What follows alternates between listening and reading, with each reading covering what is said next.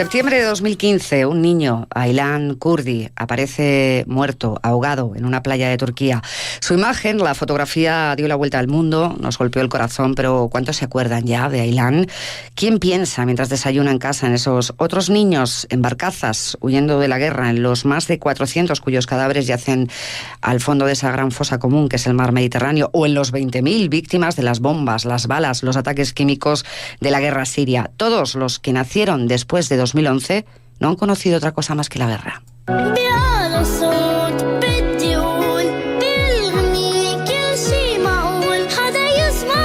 David del Campo, hola, buenos días. Buenos días. David es director de Cooperación Internacional y Acción Humanitaria en Save the Children. Ha presentado no hace mucho el libro Infancia sin patria en una guerra mundial, editado por libros.com. Un libro que, dice el prólogo, está escrito con los ojos de un padre. Sí, empecé a escribirlo al poco tiempo de ser padre y durante mi tiempo en Save the Children, que ha sido el tiempo de la guerra de Siria, y por tanto esa mirada a una guerra durante unos años y esa mirada también de padre, pues me animó un poco a escribir ese libro, ¿no? Igual deberíamos de dejar de dar cifras, de esas macrocifras, y tendríamos que hablar de nombres, de Lawrence, 6 años, de Omar, 4, de Heidi, 3, de Nasir, 2 añitos. Son niños a los que dedicas el libro. ¿Quiénes son? ¿Quiénes son estos críos? Son unos niños refugiados sirios que pudieron salvarse de la guerra y que hoy están en territorio español y fuera de aquel conflicto, pero este libro va dedicado a ellos, pero va dedicado a todos esos millones que no tienen nombre, que no tienen apellidos y que están hoy bajo la guerra dentro de Siria o como refugiados en los países vecinos. Pensemos que hay más de 2,5 millones de niños que están como refugiados en países alrededor de Siria y más de 4 dentro de Siria sufriendo la guerra. El libro es un recorrido por los primeros 5 años de la guerra en Siria, que, si no me equivoco, ha entrado en este 2018 en el 8º año de guerra. Refréscanos un poquito la memoria. ¿Por qué empezó? ¿Qué pasó en Siria, David? La guerra de Siria tiene que ver con eso que hemos visto de las primaveras árabes. Coincide en el tiempo con lo que ocurría en Túnez o con lo que ocurría en Egipto. Y lo que pasó es que de esas revueltas, esas protestas reclamando más derechos, más igualdad, más prosperidad, acabaron en una represión brutal hacia la población y acabaron en una, digamos, medio guerra civil que finalmente se convirtió en una guerra mundial en la cual no hay ningún país del mundo, ninguna potencia que no esté implicada o esté participando en esta guerra. Por tanto, de que unas revueltas de un país en una localidad pequeña acaben en una guerra de estas dimensiones, no eso es casual, hay mucha causalidad detrás de ella, de esta guerra. Presento a mi compañero Guille García, que se ha leído el libro con avidez. Pues sí, la verdad que está genial y te ayuda a entender el porqué de la guerra. En el 21 de agosto de 2013 se da un hecho que, en tu opinión, David, cambia la historia. 1.400 personas fueron asesinadas a través de un ataque con armas químicas en un barrio llamado Guta, en Damasco. ¿Por qué?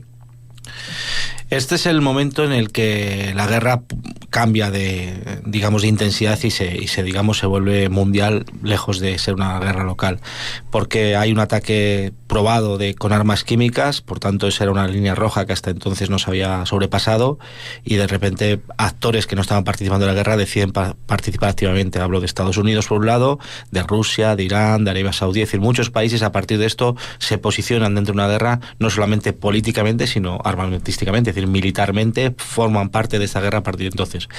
Desde ese momento, si se cuentan por las personas que mueren o los millones de refugiados, se dispara, digamos, la guerra, y es lo que hoy conocemos. Coincide que además hace poco ha ocurrido lo mismo, otra vez otro ataque químico que ha puesto en tela de juicio o en tensión hasta dónde esta guerra condiciona a otras cuestiones. Y bueno, hoy estamos en que no hay menos guerra, hay más guerra. Todos los actores participan más activamente en esta guerra. Estamos hablando que hay una coalición internacional que bombardea diariamente Siria, de la cual participa nuestro país y los Estados Unidos. Rusia participa militarmente con su apoyo al gobierno de Siria, está Irán, están los países vecinos, por tanto no hay nadie que no participe en la guerra. Por tanto, cuando hay más actores y hay más armas en un sitio, lo lógico es que haya más guerra y no menos. ¿Se han convertido los niños en Siria en un objetivo bélico? ¿En un objetivo de todas esas partes? No solo las sirias.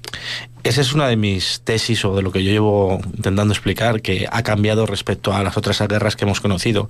La infancia es un objetivo bélico, forma parte de la estrategia militar de las partes para hacer daño a los adversarios. Por tanto, cuando las escuelas son un objetivo militar, cuando los hospitales pediátricos son un objetivo militar, algo ha cambiado en nuestra realidad que habíamos conocido hasta ahora, que antes era respetado. Ahora, bombardear una escuela con niños dentro no es ya ni siquiera un delito de guerra, es una cosa habitual en Siria. No se destruyen 2.200 escuelas de forma casual. Hay intencionalidad de hacer daño a las escuelas y quién está dentro.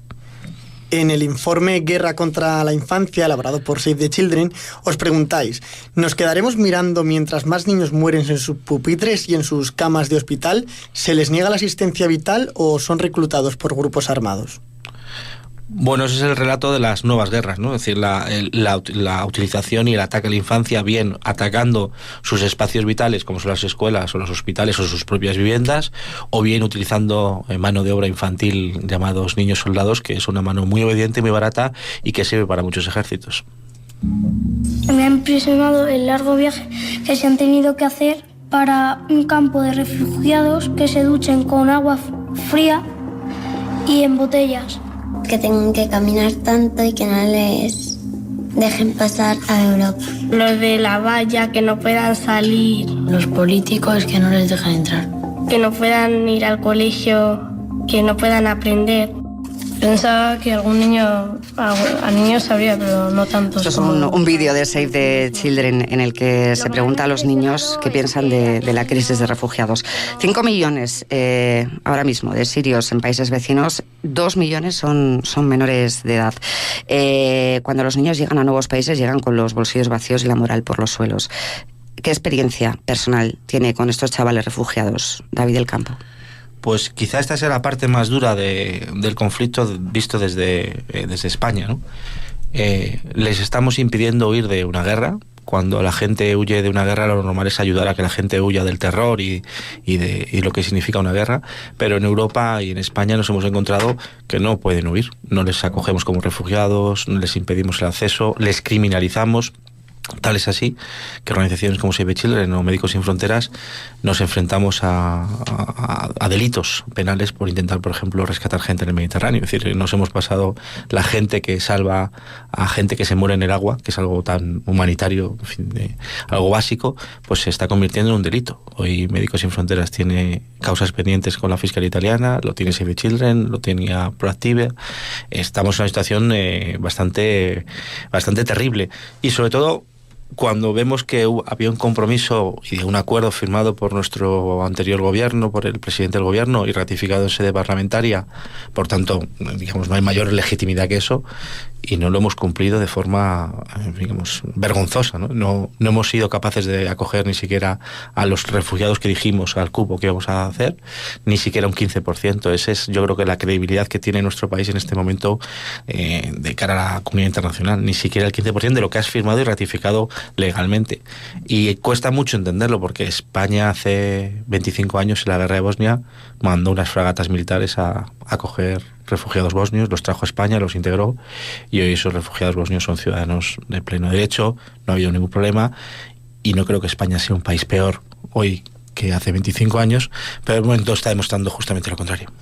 Bueno, y eso antes de que Italia tuviese el gobierno que tiene. En las últimas horas, Matteo Salvini, vicepresidente y ministro del Interior, ha vuelto a decir algo así como que se les acabó el chollo, que ni una patera más va a entrar en las costas italianas. En estos momentos ahí deben facilitar la entrada a puerto a un contingente que hay ahora mismo de rescatados del barco de Médicos Sin Fronteras y 100 y pico personas. Bueno, yo creo que en Italia lo que ha ocurrido es lo que está ocurriendo en muchas partes de Europa, que cuando a la xenofobia, cuando a la intolerancia no se le planta cara de forma contundente, avanza y crece. O sea, es decir, al racismo hay que plantarle cara de forma muy contundente. Si le dejas avanzar un paso, avanzarán 3. Por tanto, en Italia tienen un gobierno que ha construido su relato político y su, digamos, éxito electoral principalmente, no en cuestiones económicas, de progreso, sino principalmente en el rechazo a los inmigrantes. De los niños soldados, la verdad que se habla bastante poco. Más allá de Siria, según los informes anuales de la ONU, entre 2005 y 2016 hubo al menos más de 49.000 casos verificados de niños y niñas reclutados y utilizados por las fuerzas y grupos armados. Se les arranca del colegio para ponerles un fusil en las manos. Los niños soldados es una realidad que ya lleva como 20, 25 años siendo bastante estable, y la cuestión es que, igual que los contamos con cierta precisión y sabemos dónde están y que en países donde están operando, cuesta encontrar una sola sentencia en la cual haya sido alguien penado, digamos, por utilizar a niños soldados. Por lo tanto, hay una impunidad absoluta. La Corte Penal Internacional jamás ha tenido una sentencia condenatoria por casos que habían evidencias de niños soldados, y el Consejo de Seguridad de Naciones Unidas, que sí que ha emitido resoluciones, son resoluciones permanentemente incumplidas por los actores que participan que tienen niños soldado, y no es un tema exclusivamente de leyes, es un tema de impunidad, y es un tema de que cuando un gobierno permite, o un grupo rebelde permite utilizar niños soldados, debería caer todo el peso de la ley internacional sobre ellos, y hasta hoy nunca ha ocurrido.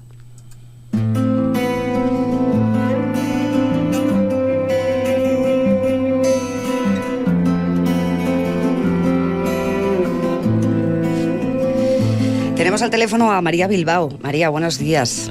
Hola, buenos días. María es psicóloga, es máster en terapia individual, es una psicóloga especialista en niños. Cuando hablamos de Siria y hablamos de los críos que nacieron después del año 2011, estamos hablando de niños que no conocen otra cosa que la guerra. ¿Cómo pueden ser esos críos, María? Pues imagínate, son niños que han vivido en un conflicto permanente, no solo en un conflicto, sino una violencia extrema permanente, con unos padres que ya que también han crecido allí, ¿no? Y que ya son niños que ya están socializados en la violencia, con una desesperación aprendida, pues que ha estructurado su psiquismo de alguna manera. ¿Cómo es ese psiquismo? ¿Qué secuelas tiene eso? El día que, ojalá que sea pronto, el día que termine la guerra en Siria, ¿cómo pueden volver esos niños a ese mundo que no conocen? ¿Con qué consecuencias? Pues bueno, claro, yo creo que es diferente el haber nacido en un mundo sin guerra, ¿no? A haber nacido dentro del conflicto. ¿Cómo pueden volver? Pues no lo sé. Creo que tiene que haber una reparación muy intensa, y sobre todo necesitan conocer otra forma de vida y otra forma de relacionarse y otra forma de otro entorno que no sea hostil y no solo destructivo, sino también destruido, porque claro, estamos hablando de que bueno, que la mayor parte de la población ha sido destruida, que los servicios, o sea, que toda forma de vida como la conocemos aquí no se da. Entonces, bueno, es que no me lo puedo ni imaginar. O sea, creo que tiene que, lo que te decía, ¿no? Que tiene que existir una reparación muy intensa para que esos niños puedan paliar el daño que ya tienen y crecer de una forma mínimamente normal, ¿no? O sea, o por lo menos mínimamente saludable. No sé si has escuchado a María, tenemos aquí con nosotros al director de cooperación de Save the Children. ¿Cómo trabaja Save the Children con estos chavales, David? Bueno, la guerra lo primero que hace a los niños es que dejan de ser niños. Por tanto, lo cotidiano de un niño, que es jugar con otros, divertirse, reír, en fin, pues eso queda anulado, queda desconectado. Entonces, cuando un niño deja de ser niño, aparece otra cosa, y empiezan a aparecer cosas pues nada agradables, ¿no? Niños que tienen 16 años y retroceden hasta los 4, niños con 6 años que tienen, digamos, brotes de enfermedades mentales típicas de adultos, brotes psicóticos, violentos, enfermedades cutáneas. Es decir, todo lo que es la desconexión de la infancia de un niño es un proceso muy dramático, muy agresivo, es muy brutal. Es decir, es como que les dejan de ser lo que es naturalmente que es un niño, y es otra cosa. Entonces, cuanto más tiempo dejan de ser niños, más tiempo se tardan en recuperar. Lo que decía María, la recuperación de un niño afectado por la guerra es costosísima, exige mucho tiempo. Es decir, nosotros en un informe de salud mental sobre los niños en Siria guerra, en la cual, pues, claro, cuando un niño te dice que lo que ha visto en los últimos años es la muerte de su papá, de su mamá, de su vecino, que ha visto destruida su escuela, que le han amputado una pierna, es decir, una serie de cosas, el recuperar ese niño es un proceso largo, complejo y muy costoso. No sé si María ha trabajado con algún niño refugiado o un niño que tenga los problemas que pueden traer estos críos. No, yo la verdad es que no he trabajado con niños refugiados, pero he trabajado con niños expuestos a violencia de género, y sí que hemos encontrado que a veces la sintomatología o las secuelas con niños que han estado expuestos a conflictos armados, conflictos bélicos, es similar a los niños expuestos a otro tipo de violencia, ¿no? Entonces, bueno, pues las secuelas sí que suelen ser similares, pues en cuanto a estrés postraumático, o por ejemplo lo que decía el compañero de Save the Children, pues los daños en la estructuración del psiquismo, los brotes, o dependiendo un poco el tiempo de exposición y la intensidad también, ¿no?, de la violencia que han vivido. También trabajo con niños que sufren negligencia y maltrato, y se pueden encontrar también, como te decía, pues secuelas similares, ¿no? Pero claro, estamos hablando de niños expuestos a un conflicto muy continuado en el tiempo y de muchísima intensidad, con lo que cabe esperar que muchos su psiquismo esté completamente destruido, difícilmente recuperable. No todos, pero claro, depende mucho de la edad del niño, de su momento evolutivo y también de cómo era antes, si es que no ha crecido dentro de la guerra y bueno, vivía en un entorno normal o era más o menos saludable, y cómo ha impactado después, ¿no? María Bilbao, psicóloga especialista en infancia. Muchísimas gracias por atendernos. Un abrazo. Muchas gracias a vosotros. Gracias.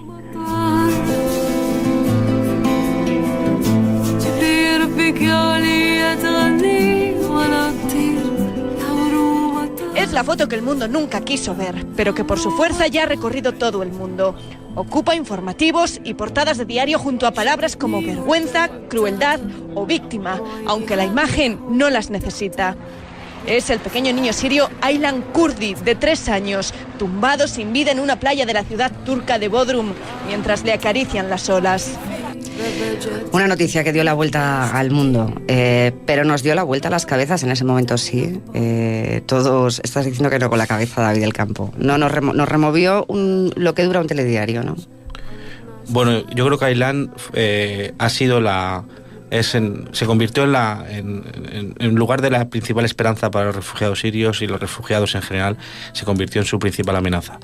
Lejos de que los corazones se ablandasen y hubiese una mayor sensibilidad, mayor, digamos, apertura, una mayor solidaridad en los países, fue justamente lo contrario. Los corazones se volvieron mucho más duros, se endureció las políticas contra los refugiados. Lejos de que las vallas fuesen más bajas, se hicieron más altas. Por tanto, Aylan activó los peores, digamos, peores resortes, los peores resortes sí, humanos, ¿no? Uh-huh. Y de Aylan viene lo que está ocurriendo en Italia. De Aylan vienen los gobiernos que hay en Austria y de algunos gobiernos que están ahí. Aylan fue la espoleta que permitió aquello. Fue el miedo, se inyectó el miedo.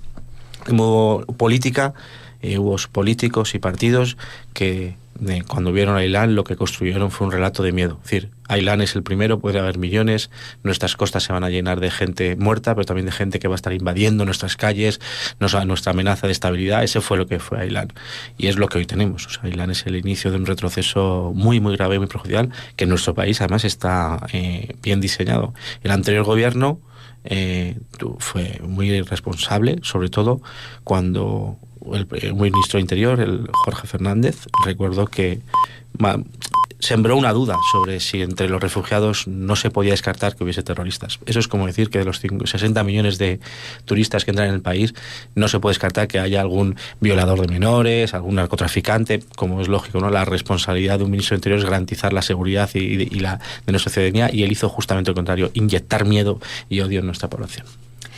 Una imagen vale más que 1000 palabras. En Infancia sin Patria, en una guerra mundial, hay un glosario de fotos de niños sirios. Si miramos en sus ojos, ¿qué vemos, David?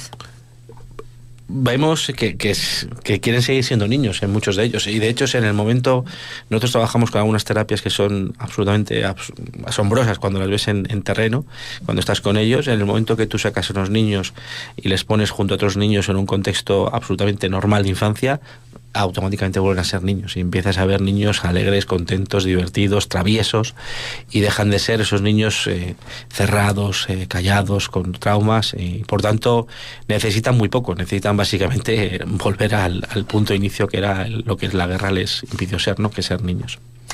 A ellos les cicatrizan las heridas antes que a los mayores, ¿no? Probablemente, de eso se trata. Sí, y tiene una capacidad de recuperación muy rápida. Ahora también tienes que dedicarte a que se recuperen.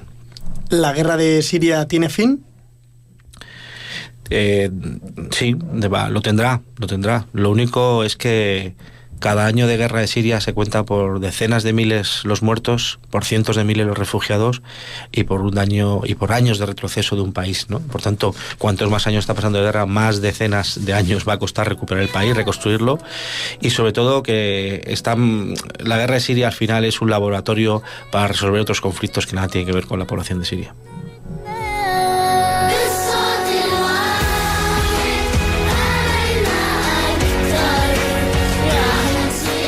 Infancia sin patria en una guerra mundial, de la editorial libros.com, merece la pena leerlo. Hará segunda edición cuando esperemos que sea prontito termine esta guerra terrorífica.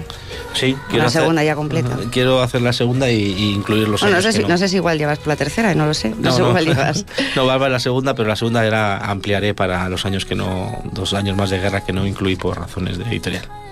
David del Campo, director de Cooperación Internacional de Save the Children, muchísimas gracias. No, gracias a vosotros por invitarme.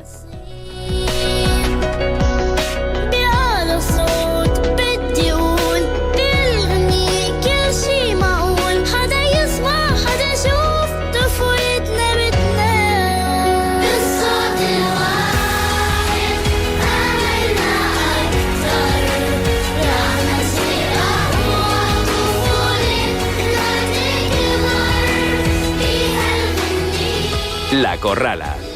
M21 Radio.